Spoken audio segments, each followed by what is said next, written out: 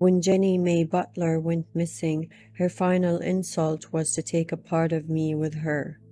I think we've established that after her disappearance, there was a part of me that was missing.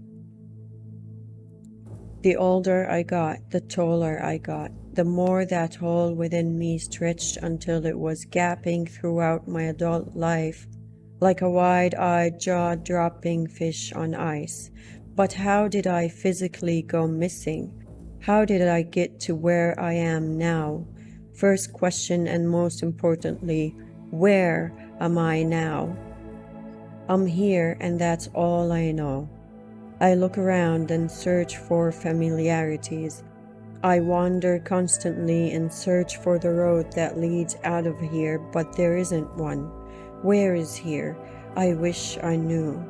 It's cluttered with personal possessions, car keys, house keys, mobile phones, handbags, coats, suitcases adorned with airport baggage tickets, odd shoes, business files, photographs, tin openers, scissors, earrings scattered among the piles of missing items that glisten occasionally in the light. And there are socks, lots of odd socks. Everywhere I walk, I trip over the things that people are probably still tearing their hair out to find. There are animals too, lots of cats and dogs with bewildered little faces and withering whiskers, no longer identical to their photos on small-town telephone poles. No offers of rewards can bring them back. How can I describe this place? It's an in-between place. It's like a grand hallway that leads you nowhere. It's like a banquet dinner of leftovers. A sports team made up of the people never picked. A mother without her child. It's a body without its heart. It's almost there, but not quite. It's filled to the brim with personal items, yet it's empty because the people who own them aren't here to love them. How did I get here? I was one of those disappearing joggers. How pathetic. I used to watch all those B-movie thrillers and groan every time the credits opened at the early morning crime scene of a murdered jogger.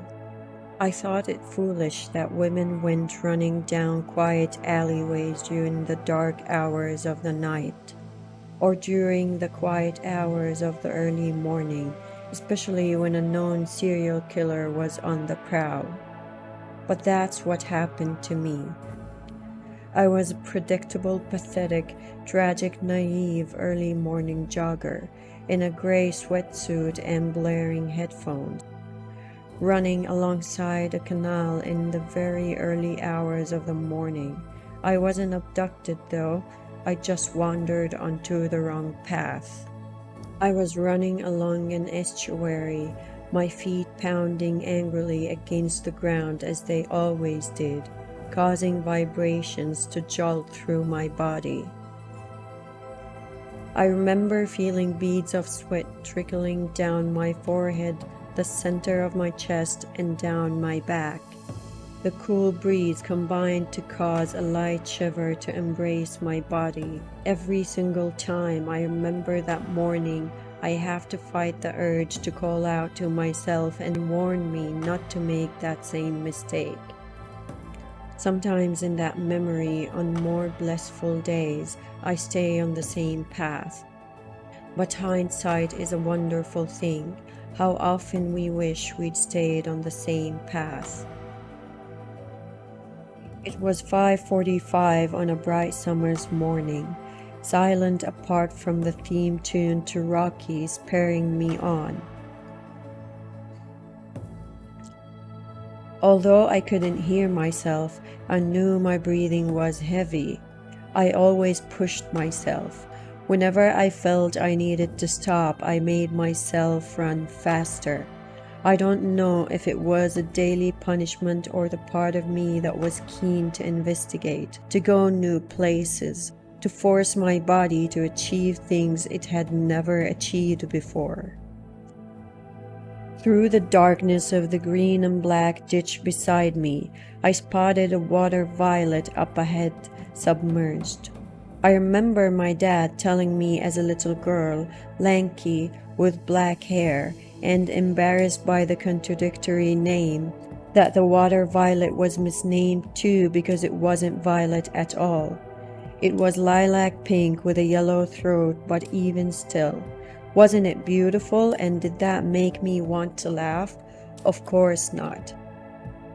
I'd shaken my head. I watched it from far away as it got closer and closer, telling it in my mind, I know how you feel. As I ran, I felt my watch slide off my wrist and fall against the trees on the left. I'd broken the clasp of the watch the very first moment I'd wrapped it around my wrist, and since then it occasionally unlatched itself and fell to the floor. I stopped running and turned back, spotting it lying on the damp estuary bank.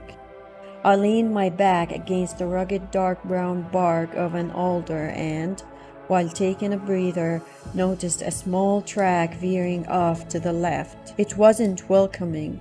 It wasn't developed as a rambler's path, but my investigative side took over. My inquiring mind told me to see where it led. It led me here. I ran so far and so fast that by the time the playlist had ended on my iPod, I looked around and didn't recognize the landscape. I was surrounded by a thick mist and was high up in what seemed like a pine tree covered mountain. The tree stood erect, needles to attention, immediately on the defensive like a hedgehog under threat. I slowly lifted the earphones from my ears, my panting echoing around the majestic mountains, and I knew immediately that I was no longer in the small town of Glen. I wasn't even in Ireland. I was just here. That was a day ago, and I'm still here. I'm in the business of searching, and I know how it works.